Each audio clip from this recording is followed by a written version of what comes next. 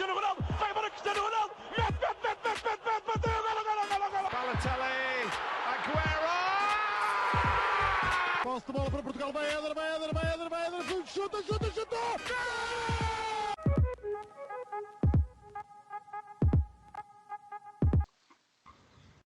Olá, sejam muito bem-vindos a mais um episódio do podcast Suspanenka. Estou acompanhado dos habituais Rodrigo Canhoto e Miguel Rocha.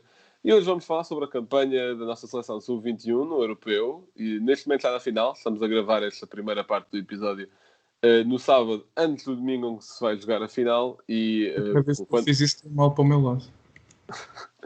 E quando falarmos sobre a final já vai ser no dia a seguir. Portanto, estamos a gravar isto metade para também ser mais fácil de gerir o tempo. E também para a análise ao anterior da competição ser um pouco mais isenta, se estivermos aziados vai ser diferente. Portanto, vamos começar pela fase de grupos. Miguel, o que é que achaste da prestação da seleção na fase de grupos? Sendo que foi acho que foi, a par da Dinamarca, foram as duas equipas a fazer 9 pontos na fase de grupos. Mas, sim, acho que é isso. E ganhámos a Croácia, Inglaterra, Suíça. O que é que se pode tirar desta fase de grupos? Bem, olá a todos, antes de mais. Eu acho que esta fase de grupos já foi há algum tempo, foi jogada em março, mas acho que mostrou como é que Portugal vinha para este Euro de Sub-21. Tínhamos no grupo ainda a Inglaterra e ficou de fora. Ficou com os mesmos pontos que a Croácia, mas por diferença de golos acabou por ficar de fora. Mas foi um grupo bastante renhido. Eu lembro-me que na última jornada, penso eu, a Suíça ainda podia ter passado ou algo do género. Tanto Portugal como a Suíça acabaram por ganhar apenas por 1-0. Portugal à Croácia e a Suíça à Inglaterra. Mas acho que esta fase de grupos mostrou o poderio de Portugal, porque foram 3 jogos, 3 vitórias, 0 golos feridos. Uma média de 2 golos por jogo, e isto claramente mostrou como é que Portugal ia enfrentar este Euro. Os convocados foram aproximadamente os mesmos, ainda assim o Pedro Gonçalves agora está na seleção A, na maior parte, penso eu, não sei se foi em todos, acabou por ser titular. O Trincão também era... O quê? O Pote fez os 3 jogos como titular. Não fez os minutos todos, mas... Pronto, agora está na seleção A. O Trincão está infectado ou esteve, e portanto teve de ser substituído nesta convocatória. Mas o resto acaba por ser muito por volta dos mesmos. O Thierry Correia também é a mesma situação que o Trincão. E portanto acho que foi uma fase de grupos tranquila, de certa forma, para Portugal, embora o grupo fosse de certa forma difícil. E acho que tivemos, como se pode ver pelos pontos, todo o mérito em passar. E não sei se é para falar também dos outros grupos, mas acho que o grupo B, o de Espanha e de Itália, não foi muito renhido, foi mais para disputar o primeiro lugar entre essas duas seleções. Acho que o mais renhido foi mesmo o grupo A, a Holanda, a Alemanha e a Roménia, em que as 3 seleções fizeram 5 pontos. A Hungria é que não fez nenhum, mas foi mesmo só por diferença de golos que a Roménia acabou por ficar de fora, e a Holanda e a Alemanha acabaram por passar, eles que foram os que se defrontaram nas meias finais, ou seja, já foi a segunda vez a defrontarem-se. Mas overall foi uma boa fase de grupos.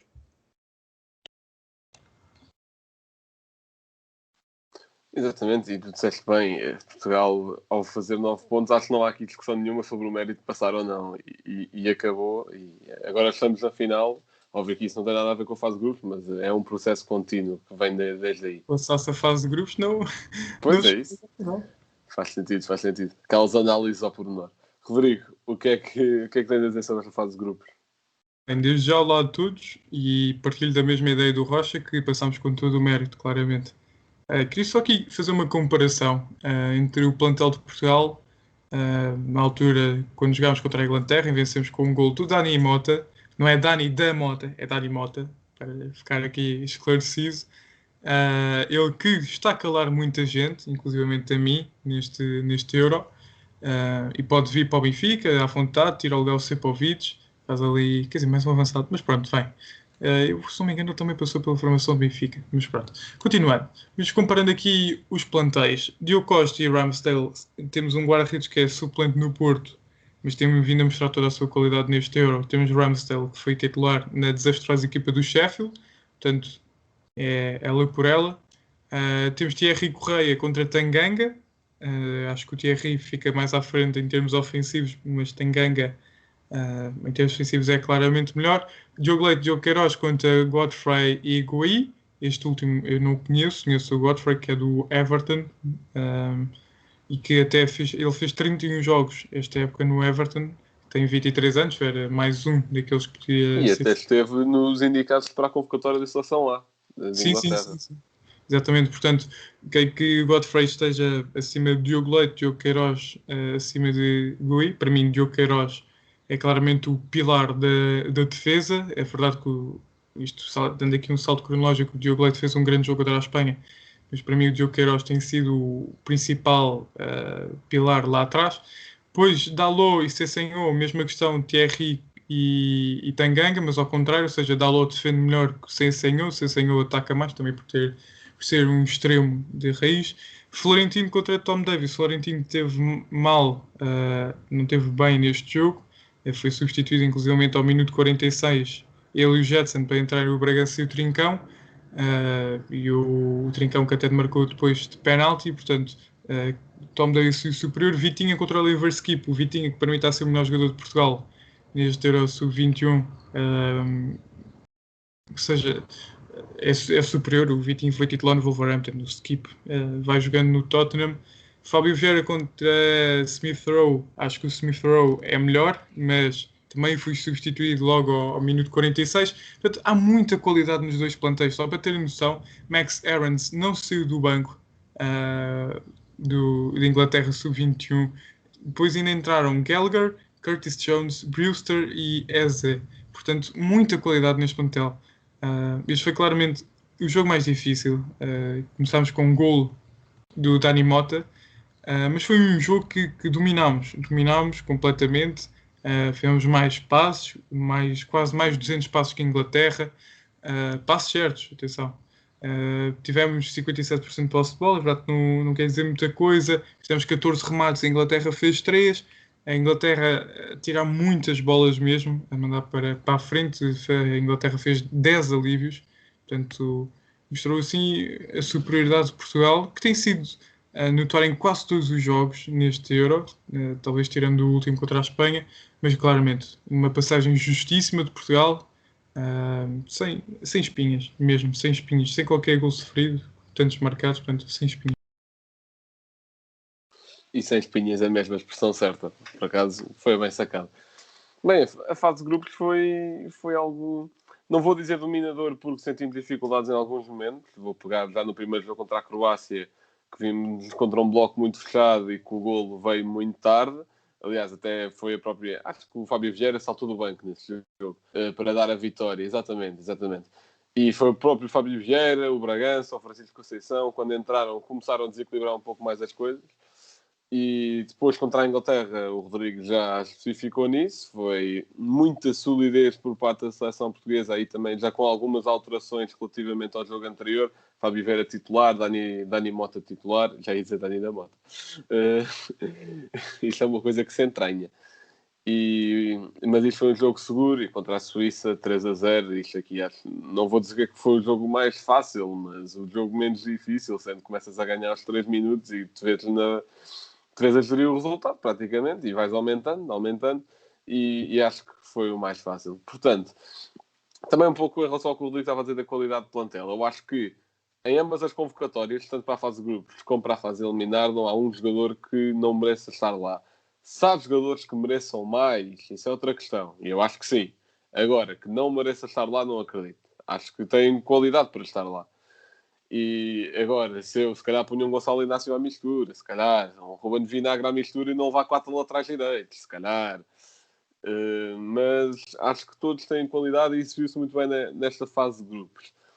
Se bem que, e agora fazendo aqui a transição já para os quartos de final, não sei se foi porque as alterações da convocatória não foram assim tão significativas. Obviamente que Trincão é um fator importante, mas, não nos vamos estar... E Thierry Coy também, mas não nos vamos estar a supor nesses dois jogadores mais no pote que foi a seleção A. A convocatória não foi assim tão alterada. E aquele jogo contra a Itália foi muito tremido. Foi muito tremido mesmo. Apesar de Portugal, acredito, nunca ter estado a perder, vimos-nos a desperdiçar muitas vezes a vantagem, demasiadas. Rodrigo, Não, o que é que achaste nesse jogo com a Itália? Ainda falhou 2 ou 3. A Itália ali, o Cotrone falhou uma. Não, o Cotrone fala muito, mas... Exato, bem feito. Mas perguntaste-me a mim? Vai, é tua. Foi um jogo muito sofrido, à semelhança do que tinha sido a final do Euro Sub-19. Em que, e é curioso que muitos jogadores fazem parte desse mesmo grupo que venceu o Euro Sub-19, o que ajuda muito em seleções, devido à falta de tempo que há para preparar os jogos. Jogadores que já se conhecem jogam juntos, por isso é que, por exemplo, a chamada do Jota, que foi talvez das mais controversas, e agora está a dar resultado, e deu resultado para Isso para mim, o Jota não é muito controverso, ele só joga em seleções. Não, é verdade, só consegue jogar bem na seleção. Mas pronto, mais uma vez um jogo muito sofrido contra a Itália. Já tínhamos tido isso, como já referi, no Euro Sub-19. E acho que o Dani Mota começa logo com o pontapé de bicicleta, depois Biza, exato, nós vamos a ganhar 2-1 para o intervalo, ou seja, o 2-0 tinha-me dado uma grande tranquilidade. Mas o 2-1 começou-me logo aqui a tremer as pernas, o Gonçalo Ramos depois faz o 3-1. Depois a Itália reduz logo a seguir, praticamente no lance a seguir. Portanto, mais uma vez, e viu-se a seleção tremer muito, principalmente o Tomás Tavares esteve muito, muito mal. Não percebi porque é que o Abdou Conté, lateral de raiz, esteve a aquecer desde o início da primeira parte. Não entrou, sinceramente. E depois há que ser sinceros. A expulsão ajudou-nos e de que maneira? Ainda por cima no início do prolongamento foi muito importante aquela expulsão. É claramente pela expulsão, claro que sim, mas Portugal estava a ficar muito, muito mal no jogo. Nesse aspecto acho que o Rui Jorge mexeu bem na equipa, manteve, o único jogador do meio campo que se manteve foi o Vitinha, e que jogo que ele fez. Depois as entradas do Baró e do Florentino acho que foram as mais importantes. O Rafael Leão não acrescentou muito ao jogo. Claro, o Jota e o Chico Conceição ajudaram muito porque marcaram os dois. Se bem que o Chico Conceição, a meu ver, esteve muito mal no gol que dá o 3-3 à Itália. Foi completamente à queima, deixou... Eu já não lembro quem é que foi, mas deixou passar o ala italiano. Mas acho que, apesar do Jota e o Chico Conceição terem marcado, acho que as entradas do Florentino e do Baró foram determinantes. Porque o Florentino ajudou o Vitinho a ganhar o meio campo. E o Baró também foi dando ali um pulmão enorme no meio campo e ainda deu a assistência para o golo. Foi para o golo do Jota, exatamente. Foi um grande passo entre linhas. Portanto, acho que esteve muito bem o Rui Jorge a mexer. Só critico mesmo a não saída de Tomás Tavares, mas foi uma vitória justa, a meu ver, de Portugal contra uma seleção italiana muito boa. Exatamente, e agora até posso analisar porque eu acho que ninguém pode dizer que isto não foi um bom jogo, só que eu preferia que os ótimos jogos com reviravoltas não fossem com as equipas com apoio, se faz favor, fossem com outras, com as quais estão neutras. E Portugal, o ataque e o meio campo principalmente o ataque, durante o jogo todo esteve muito bem. O meio campo, principalmente após as mexidas que o Rodrigo falou, também esteve muito bem. Grandes exibições do Vitinha, do Bragança, do Florentino também quando entrou. Mas a defesa, meu Deus. Esta defesa nem o Diogo Queiroz... Aliás, o Diogo Queiroz era o único da defesa que tentava assegurar a coisa. Diogo Leite não estava a fazer um bom jogo. Tomás Tavares, meu Deus do céu. E depois o lateral esquerdo, acho que era o Dalot, em termos defensivos. Agora imagina o que é que foi jogar com ele na Champions. Depois o Dalot era o direito. Pois, tens razão, era ao contrário, sim. Mas ainda assim, o Dalot esteve bem ofensivamente e na construção, e Portugal trocava a bola com muita facilidade, trocava a bola mesmo muito bem, também com aquele meio campo poder. E defensivamente muito mal. A Itália fazia o que queria daquelas aulas, e principalmente do lado do Tomás Tavares, né? E também mérito ao ataque italiano, que tem muita qualidade, tem o Cotrone, tem o Scamacca que também marcou. E acho que merecem esse reconhecimento. Mas muita instabilidade. Aliás, muito ao contrário daquilo que foi o jogo com a Espanha. Que aí estivemos muito bem defensivamente, foi um jogo muito mais fechado das duas equipas, definiu-se num pormenor, mas já me estou a adiantar. E é essa a questão, portanto, fazendo a comparação um pouco entre os dois, foram dois jogos muito antagónicos. Portanto, esta seleção tanto dá para atacar muito bem e defender um pouco mais à queima, e estar a jogar em bloco baixo e se calhar não criar tantas oportunidades. O que eu acho que com este meio campo e ataque, como é que não se criam oportunidades? E também destacar, obviamente, no jogo contra a Itália, a exibição do Dani Mota, que jogou, se não foi o melhor da seleção nesse jogo, esteve lá perto. Destacar também Gonçalo Ramos com uma excelente finalização. A própria entrada do Francisco Conceição também esteve bem em termos ofensivos. Em termos defensivos, o Rodrigo já mencionou aquele golo, em que podia ter feito mais, mas destacar esses todos. Miguel, o que é que achaste deste jogo? Bem, vocês já fizeram mais ou menos o resumo, portanto, eu vou pegar aqui por outro aspecto, que é mais a tática utilizada. Isto porquê? Portugal a jogar num 4-4-2 losango faz com que as alas fiquem muito abertas, ou seja, tanto o Dalot como o Tomás Tavares tiveram muito espaço para subirem. Isto faz com que, e isso aconteceu várias vezes, e penso eu num dos golos até foi essa a razão, os centrais principalmente fiquem em desvantagem e com dois jogadores para marcar. Houve lá um lance, penso eu, ou foi o primeiro ou o segundo gol de Itália, em que o Diogo Leite tem um jogador à frente dele e um jogador atrás e fica na posição certa, ou seja, a tapar a linha de passe e a encurtar o espaço para o jogador que tem a bola, mas que não se consegue decidir bem porque o Tomás Tavares, acho que nesse caso era o Tomás Tavares, estava demasiado adiantado e não conseguiu recuperar a tempo, e o Diogo Leite teve de fazer a cobertura. Depois acabou, foi aquele golo em que é um cruzamento e a bola passa por baixo do pé do Diogo Queiroz e é golo. Ou seja, isso é um exemplo do desequilíbrio defensivo que às vezes existe nesta seleção. E isto porque tem a ver com o espaço deixado nas alas e que faz com que o Tomás Tavares e o Dalot subam, não é demasiado, depende das seleções, é demasiado, não. Mas que subam bastante. E depois também tem a ver com o meio campo, e aí é que eu acho que, e por isso é que eu acho que o Florentino tem de ser titular pelo Gedson, porque é um jogador muito mais destrutivo nesse ponto. Ou seja, jogar com Florentino, Bragança, Vitinho e Fábio Vieira dá um equilíbrio defensivo muito maior do que jogar com o Gedson, porque temos o Florentino ali para ajudar. Não é que o Florentino seja um médio defensivo mesmo, um Danilo, ou, não é isso, ou um Palhinha, não é isso. Mas é um jogador que é muito mais destrutivo e mesmo não tendo aquele caparro, se calhar de central ou de 6, é um jogador que corta muitas bolas. É o cavaleiro silencioso. O quê? É o cavaleiro silencioso, como lhe chama o Hélder Conduto. Sim, exatamente, é isso mesmo. E portanto eu acho que isso dá muito mais equilíbrio. E já agora, para pegar um pouco no ponto, isto não é nenhuma provocação, mas vou aproveitar a minha plataforma para dizer isto, na questão que o Blanco tocou há pouco do Gonçalo Inácio. A minha opinião é a seguinte, e acho que tem um pouco a ver com o Jota também, aquilo que vocês estavam a dizer, que o Jota só jogava na seleção. Tanto seleção de sub-21 como até na seleção A, mas se calhar mais sub-21, o Rui Jorge já está lá desde 2010, se não me engano. Ele tem-se vindo a habituar com certos jogadores, e há ali alguns, como neste caso é mais Diogo Costa, Diogo Leite, Diogo Queiroz e o Dalot. Estes 4 estão na seleção de sub-21 há 2 anos, mesmo tendo sido campeões pelo sub-19, já faziam algumas participações no sub-21, e portanto são ali 4 jogadores que estão muito habituados a jogar entre eles. Isto para tocar no ponto do Jota também, porque é um jogador que só joga na seleção, entre aspas, porque já está habituado.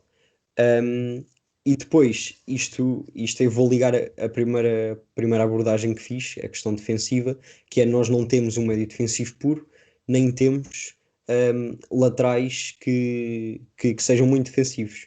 Isto faz com que aconteça o quê? Os centrais têm um trabalho só para eles. E tocando no ponto do Blanco do Gonçalo Inácio, o Gonçalo Inácio no Sporting está habituado a jogar primeiro com 3 centrais e depois com um médio defensivo como o Palhinha, em que a maior parte das bolas não chegam aos centrais sequer.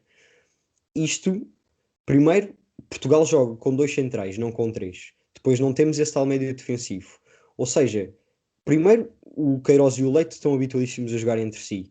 Depois, pôr o Gonçalo Inácio a jogar por um deles, independentemente de qual deles fosse, não ia ser o mesmo Gonçalo Inácio que se calhar nós vemos no Sporting, porque as condições não são as mesmas nem de perto nem de longe. As situações defensivas a que ele é exposto no Sporting não iam ser as mesmas situações defensivas a que ele é exposto na seleção. E por isso é que eu acho que já não sei quantos mais centrais é que foram convocados. Acho que foi. Quem mais é que foi? Agora estou aqui a tentar ver. Eu acho que não temos mais nenhum central de raiz. Não. Um, Temos o Tiago Jaló. pois é, está aqui. Pronto, ou seja, não digo que ele não devesse ser convocado, acho que devia muito bem ter sido convocado. Pronto, o Jaló foi campeão pelo Lille, mas, e que também merecia essa convocatória, mas lá está, é como a seleção A, também não sei até que ponto é que faz sentido convocar só 3 centrais. Portanto, não me surpreendia e até concordava com a chamada do Gonçalo Inácio à sub-21, mas acho que esta parte defensiva é que ia ser completamente diferente e por isso é que defendo que o Leite e o Queiroz são os titulares desta seleção. E acho que é verdade, não fizeram um grande jogo contra a Itália, mas também devido a esse aspecto dos laterais. Mas acho que depois, principalmente o Leite, redimiu-se contra a Espanha. Sim, eu sempre defendi a convocação do Gonçalo Inácio, mas não era para titular, porque eu percebo a importância de teres uma dupla de centrais que se conhece. Agora, aliás, eu até, porque se fosse por esta época, o Diogo Queiroz não era convocado de certeza. O Diogo Queiroz foi suplente no Famalicão durante bastante tempo. E não é por aí. E até o Leite fez alguns jogos, mas não fez assim tantos como o Gonçalo Inácio, penso eu. Sim. O Gonçalo Inácio era titular no Sporting, desde para aí acho que não começou a titular, mas para aí desde a quinta, sexta jornada, por aí. E a partir daí agarrou e não largou mais. Mas agora passando ao jogo com a Espanha, Miguel, o que é que achaste desta semifinal um pouco, trancada? Sim, se calhar não foi o que se estava à espera, isso é verdade. Foi ali apenas um autogol aos 80. E a verdade é que se calhar esta seleção espanhola, em anos anteriores, tinha jogadores muito mais conhecidos, de certa forma. Agora aqui nem todos estes jogadores têm nome, vá. Porque noutras seleções sub-21 se calhar víamos, se calhar já há mais algum tempo, mas se calhar víamos o Dani Olmo, acho que neste aqui já não foi convocado. Mais anterior, eu já não sei quando é que eles ganharam o Euro, acho que eles ganharam o Euro Sub-17, e tinham o Kepa, tinham o Ceballos, tinham o Rodri, tinham o Llorente, Não sei, o aqueles são mais Asensio. da seleção lá. Tinham também o Dani Olmo. Eu estou a dizer, não tinham o Dani Olmo nesta convocatória, agora contra Portugal, acho eu. Sim, isso não. Pronto. Sim, grande parte dos jogadores que estavam nesse Euro estão agora na seleção lá. Exatamente. Ou seja, nessa altura, se calhar a Espanha tinha jogadores com mais nome, se calhar, mas de certa forma, não tendo nome, isto, pronto, tinha o Brahim Diaz, que é se calhar o jogador mais conhecido, e o Mingueza do Barça, mas jogaram bastante bem e eles já vinham de outra eliminatória que também foram a prolongamento contra a Croácia, se não me engano, que também fizeram um grande jogo e são realmente uma grande equipa. Eu acho que este foi um jogo muito mais fechado. O Rui Jorge disse isso e eu acho que é o que resume melhor o jogo. Ambas as equipas poderiam ter passado à final e ambas as equipas mereciam. Acaba por ser injusto Espanha não passar, mas acaba por ser justo Portugal passar. E eu acho que esse é o melhor resumo. Sim, exato. Foi um jogo bastante equilibrado, qualquer equipa merecia passar, mas acho que pela totalidade da competição, o justo o vencedor dessa eliminatória foi Portugal e a consequente passagem à final acho que foi justa. Rodrigo, o que é que conclusões desse jogo? Bem, conclusões deste jogo, vem uma óbvia logo à cabeça, que é que quando esta seleção quer, sabe defender. Foi pena não termos tido mais bola, não em termos estatísticos, que isso tivemos, por exemplo, a Espanha fez quase 600 passes, nós fizemos 476, o guarda da Espanha, o Álvaro Fernandes, só fez uma defesa. Não foi um jogo muito faltoso, porque houve 11 faltas para cada lado, portanto não é muito. Houve muitas recuperações de bola, 14 para cada lado, mas depois é aqui um pormenor que para mim não é pormenor, é muito importante, que é que Portugal fez 26 alívios. Ou seja, eu lembro-me várias ocasiões em que vinha à Espanha e era puma, o Leite a tirar, ou o Queiroz a tirar, o Abdu que também teve muito bem. Portanto, calma. É verdade que a Espanha teve por cima, teve bastante tempo por cima, e o facto da Espanha não ter um avançado de referência, porque como o Rocha já referiu, como jogamos no 4-4-2 de Losango, com laterais muito, muito subidos, depois o Queiroz e o Leite tentam fazer marcação homem-homem, e o facto da Espanha não ter um ponta de lança de raiz ajudou a atrapalhar a defesa de Portugal. Mas mostrou que Portugal soube defender. A Espanha fez 20 remates, Portugal fez 8. O gol nem surgiu a partir de um remate, foi um grande passo do Vitinha para o Fábio Vieira, depois teve a felicidade do Cuenca cortar para a própria baliza. Mas pronto, foi destacar do lado da Espanha o Cucurella, que tem vindo a fazer épocas muito boas no Getafe, e que foi um erro, a meu ver, o Barcelona ter deixado de sair, e em vez disso que foram buscar o Firpo, sendo que o Jordi Alba não vai para novo e preferiam despachar o Cucurella, se bem que ele lá joga mais como extremo. Depois o Gonçalo Vilar, da Roma, que também jogou muito, acabou por sair ao minuto 82, e o Brahim Gil, que foi o principal fator de equilíbrio da Espanha. Eu só queria dar aqui algumas estatísticas muito interessantes, que são mais remates. Foi o Brahim Diaz, da Espanha, com 5, o Vitinha fez 3, do lado de Portugal. Depois remates à baliza só houve 1 de cada lado. Portanto, foi aqui um caso... foi um bocado decepcionante, a meu ver, nesse aspecto.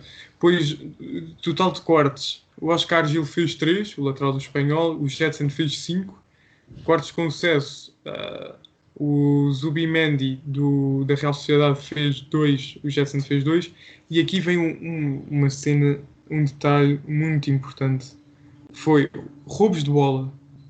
Mingueza foi o melhor de Espanha com 3, o Diogo Leite 10 roubos de bola. O que é impressionante. Notar que o jogador que mais faltas fez de Portugal foi o Rafael Leão, o que mostra que também o Rui Jorge pedia à nossa seleção para defender mais em cima, pressionar os centrais, porque, como sabemos, a Espanha gosta muito de sair a jogar. É uma coisa que é incutida desde muito novos e vemos sempre a Espanha com muito posse de bola em todos os jogos. Mas foi um jogo muito, muito coeso de Portugal. Mostrou que a nossa seleção, ao contrário que tinha mostrado nos outros jogos, sabia defender. E acho que, fazendo aqui um bocado já a antevisão para amanhã, acho que temos condições para ganhar, apesar da seleção alemã ter muitos bons jogadores. Destaca o Wirtz, que levou a Alemanha às costas na última eliminatória, mas temos capacidade para defender e para atacar, basta ter cabeça. Faz sentido, e é óbvio que os jogadores do 21 só não vão ouvir esse discurso porque o episódio só sai na segunda-feira. Mas, relativamente ao jogo com a Espanha, vocês disseram grande parte daquilo em que eu me queria focar, portanto, vou só fazer um paralelismo que me pareceu adequado, que foi, este jogo com a Espanha teve muitos aspectos semelhantes ao primeiro jogo que fizemos no Europeu com a Croácia. Portanto, um bloco baixo e que foi desbloqueado com a entrada de jogadores mais criativos, como Fábio Vieira e Vitinha, como se acabou de ver. E, aliás, o próprio remate para o autogol foi do Fábio Vieira, que tinha marcado o gol contra a Croácia. Portanto, vejo aqui algumas semelhanças, apesar de que contra a Espanha foram 2 blocos baixos, mas foi um jogo muito mais equilibrado do que contra a Croácia, que tivemos muito mais bola, claro que sim. Mas de resto, é aquilo em que vocês se focaram, portanto, também não vou estar a repetir. E já agora dizer, digamos que se não tivesse autogol e se aquela bola do Fábio Vieira tivesse passado, o Tiago Tomás marcava na boa. Portanto, Sim, Exatamente. eu acho que sim. E agora, já depois de jogada a final, nós a última vez que fizemos isso, dividi o episódio em 2, também não deu bem para o Rodrigo. Portanto, eu estou aqui a ver um ponto comum. Eu disse isso, já sabia. É deixares de apoiar as equipas que estão nestas decisões. Ponto. Mas pronto, vamos lá falar sobre a final. Miguel, o que é que achaste desta final que Portugal acabou infelizmente por perder? ora bem, tal como nas meias finais, acabou por ficar 1-0, mas foi um jogo com muitas mais oportunidades de golo do que o jogo com a Espanha. Disso não há dúvidas. E acho que foi um jogo muito melhor disputado. Agora, assim, coisas a retirar. O Vitinha não jogou como nos tem habituado. Nem nas meias, nem nos quartos. Acabou por ser substituído ainda bastante cedo, tendo em conta que ele tinha feito o jogo completo, tanto os 120 minutos contra a Itália como os 90 contra a Espanha, e neste acabou por ser substituído. Depois, eu gostei do 11 inicial do Rui Jorge, mas comecei logo por discordar das substituições ao intervalo. Acho que Portugal estava a fazer um bom jogo, e sinceramente ao intervalo não tinha substituído ninguém. Mas se tivesse, não tinha sido para pôr o Rafael Leão. Teria posto no máximo o Gonçalo Ramos, mas ainda assim achei que o Dani Mota estava a fazer um bom jogo e podia muito bem ter continuado. Porque acho que o Rafael Leão não defende, é um jogador que, ok, ataca bem a profundidade, mas não pressiona como o Dani Mota e não dá a vida. Um jogador com a mania. É com a mania, no fundo. Sim, e mesmo no fim do jogo até me estava a enervar um pouco. Estava a perder muitas bolas e ele, que é um jogador grande, não ganhava nenhuma bola no ar. Mas acho que neste tenho claramente que destacar, ao contrário do jogo com a Itália, tenho que destacar a defesa. Acho que o Diogo Leite, o Queiroz e principalmente o Diogo Costa fizeram um grande jogo. Se não fosse o Diogo Costa, tínhamos levado mais 3 ou 4. Isso, e portanto, pelo menos não foi assim, mas a verdade é que Portugal também teve oportunidades de gol para marcar, principalmente a do Vitinha, que é, imagina, eu percebo o que é que ele tentou fazer, mas ali é rematar à primeira. Não, eu percebo até, ou melhor, como é que eu ia explicar isto? A primeira simulação eu não percebo, mas a segunda já, porque está com um defesa e um guarda-redes à frente. Mas eu ali era rematar aquela bola logo A mim é que estava em exatamente o frente à baliza. contrário. Eu é exatamente ao contrário. Eu percebo a primeira simulação, não percebo a segunda. Não, porque imagina, no primeiro momento ele está em frente à baliza e tem só o guarda-redes, podia muito bem ter rematado. Não, mas o central já estava a chegar, o central bloqueava o remate. Então, mas na primeira simulação ficou o guarda-redes e o central. Não, mas ele fazia a primeira simulação e eu tocava para o lado. Pois, Ora, ok, só se fosse isso, eu podia ter assistido, mas ali eu acho que era para rematar. Mas sim, acho que é isso. Acho que o Fábio Vieira fez um melhor jogo do que nas outras fases, ao contrário do Vitinha. Por acaso acho que já estava a ver há bocado, e acho que o Fábio Vieira recebeu o prémio do melhor jogador da fase final do Euro.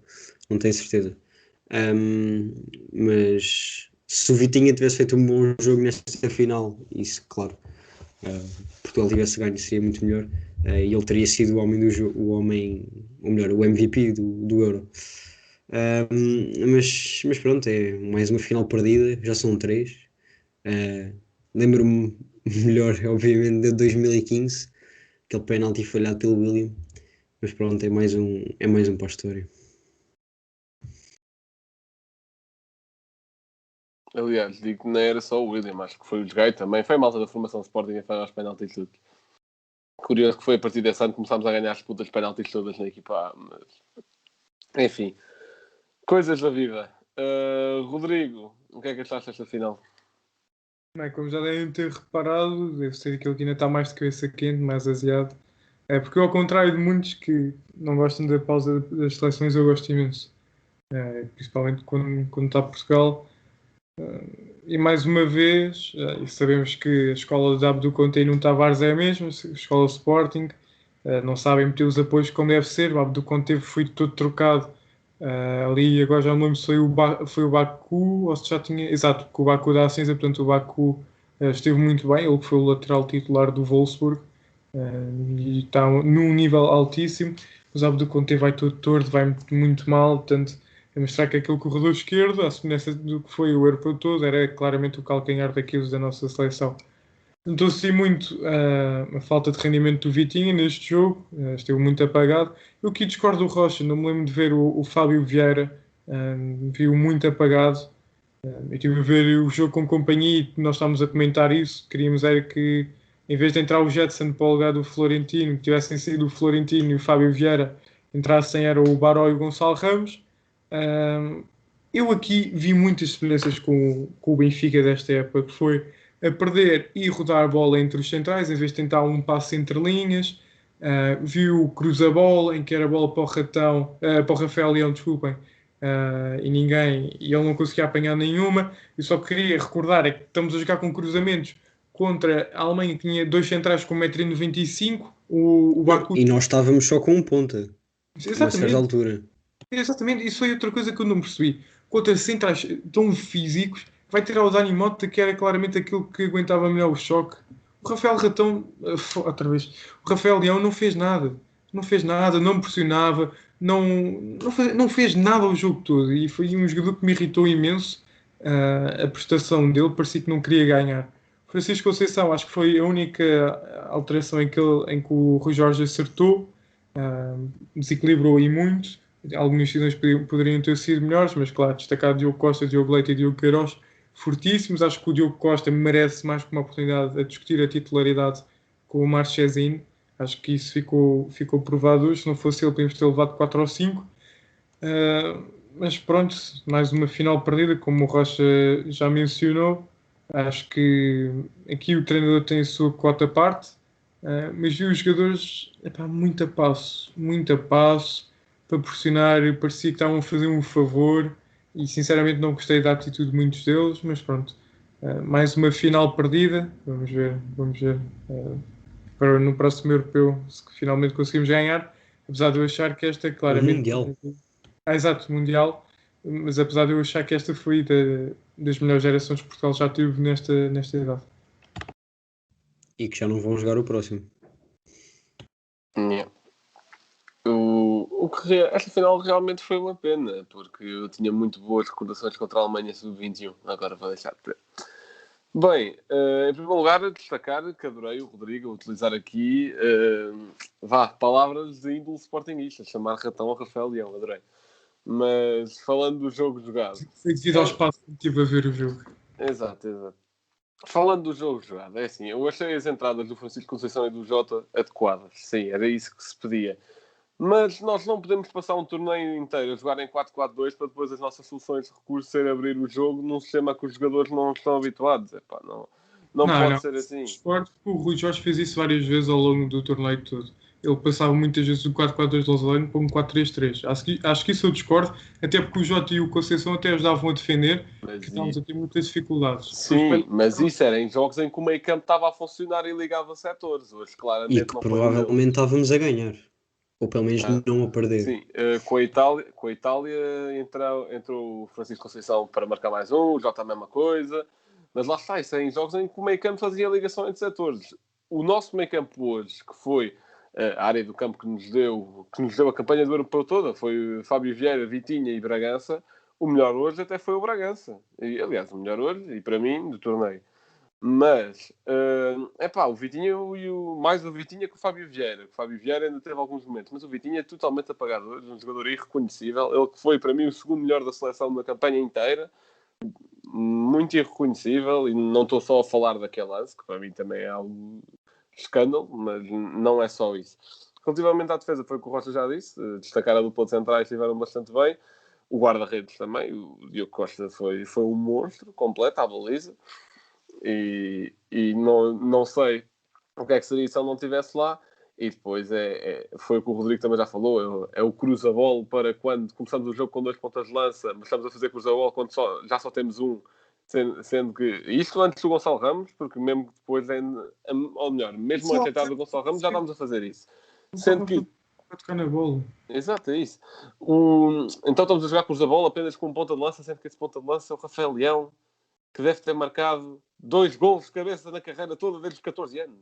Epá, não pode ser assim. Foi o que o Rocha disse. Pós-duelo, muito melhor o Dani Mota e até o TT. O TT, aí em janeiro, fevereiro, era no top 3 jogadores da Europa que mais falta de sofrer no último terço. Era uma coisa assim. O TT ganhou ainda bastantes faltas. Sim, exato. É uma coisa que o TT é muito bom a fazer. E ganhou bolas no ar, coisa que o Rafael Leão não fez. Ele teve lá um cabeceamento entre os dois centrais que foi perigoso até. Exatamente. É como que eu não lembro quem é que meteu essa bola, mas foi uma grande bola. Acho que foi o Abdo Conte, por acaso. Mas pronto, acho que aí está maior a nossa lacuna, como já referi. Mas pronto. Não sei se já acabaste, Blanco, o raciocínio. Não. Era só para acabar de dizer uma coisa que era... Epá, eu acho que, só para terminar, eu acho que a seleção foi um pouco vítima de si própria, porque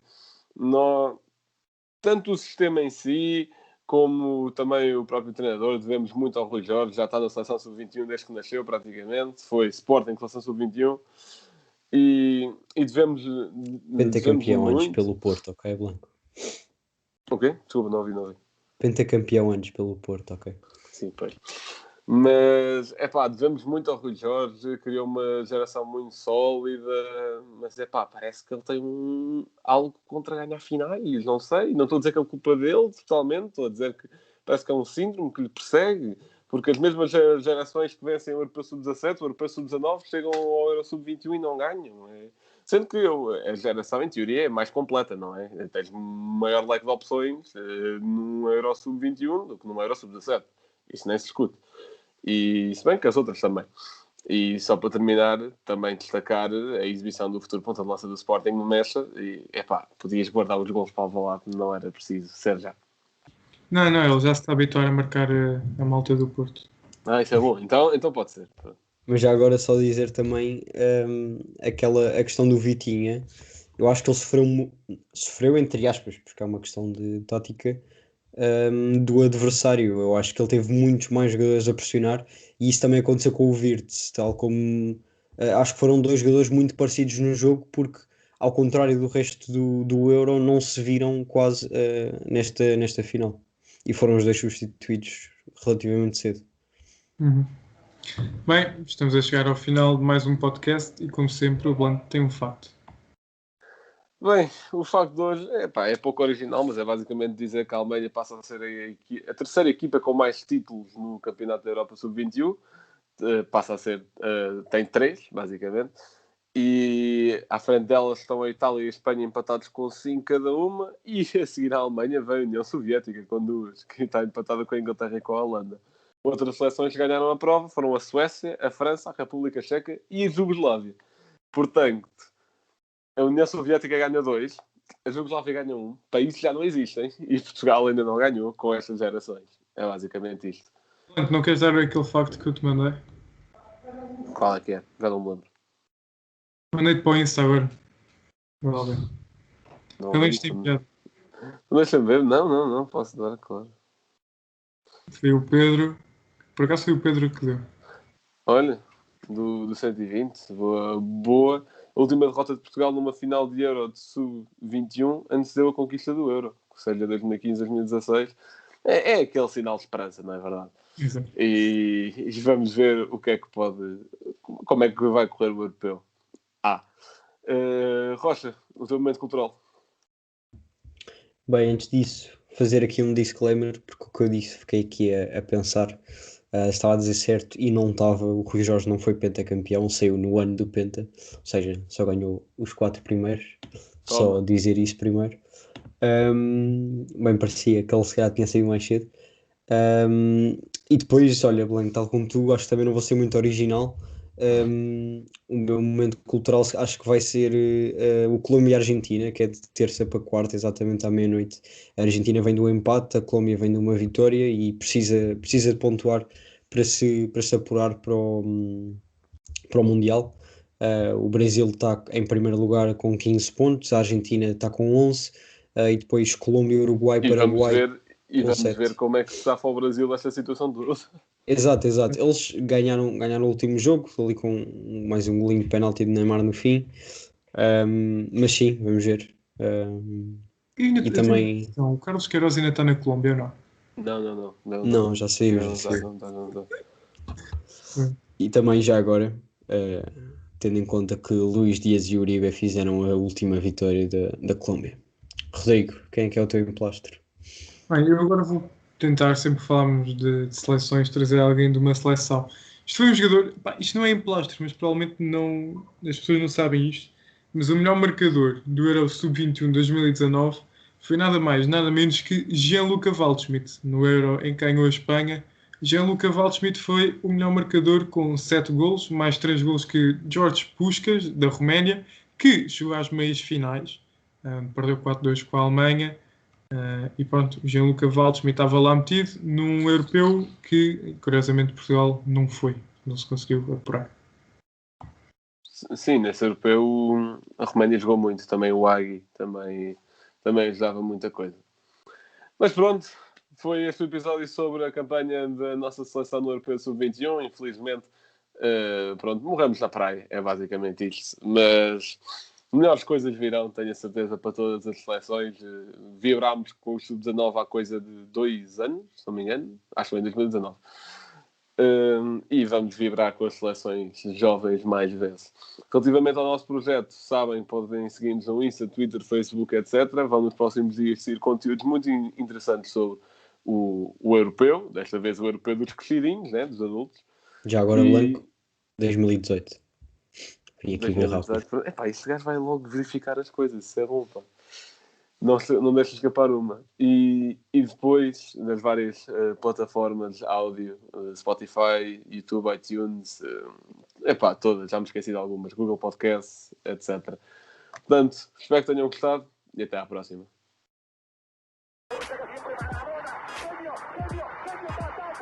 Liverpool 3-0. Corner taken quickly, Origi!